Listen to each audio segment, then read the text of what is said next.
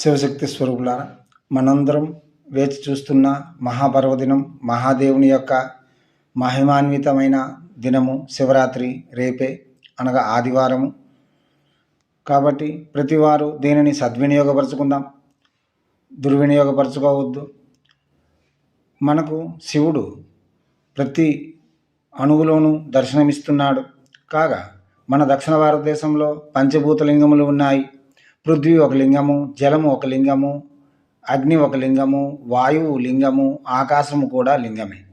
కాబట్టి పంచభూత స్వరూపుడైన పంచభూతములలో ఇమిడి ఉన్న మహాదేవుడు సర్వత్రా వ్యాపించి ఉన్నాడు. కాగా మనం పృథ్వీ అనే లింగం మీదే ఉన్నాం. మనం ఎక్కడ కూర్చున్నా లింగం మీదే ఉన్నాం.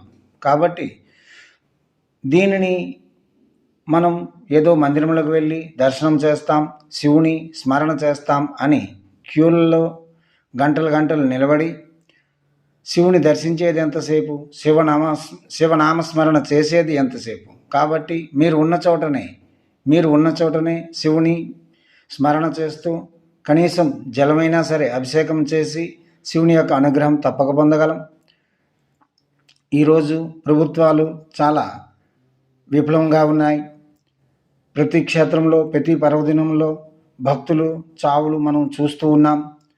కాబట్టి మనం ఎటువంటి ఇబ్బందులకు గురి కావద్దు, ప్రభుత్వానికి కూడా ఇబ్బందికి గురి చేయవద్దు. మన బాధ్యతగా మనం ఉన్న చోటనే భగవంతుని స్మరించి ఆ శివుని యొక్క అనుగ్రహం తప్పక పొందగలం. శివునికి కేవలం పంచాక్షరి జపం చేసిన, బిల్వపత్రి ఒకటి సమర్పణ చేసిన, ఒక పుష్పమైన సమర్పణ చేసిన, జలము గంగా జలం కొంచెమైనా సరే శివునికి అభిషేకం చేస్తే చాలు, శివుని యొక్క అనుగ్రహం తప్పక లభించగలదు. మనందరం ఆధారపడి ఉన్నది శ్రీమాత పైన. శ్రీమాత అనుగ్రహం కొరకు వేచి ఉన్నాం. ఆ శ్రీమాతే ఆ మహాదేవుని యొక్క అనుగ్రహం కోసం నిరంతరం తప్పిస్తూ ఉంటుంది. అటువంటి వాడు మహాదేవుడు.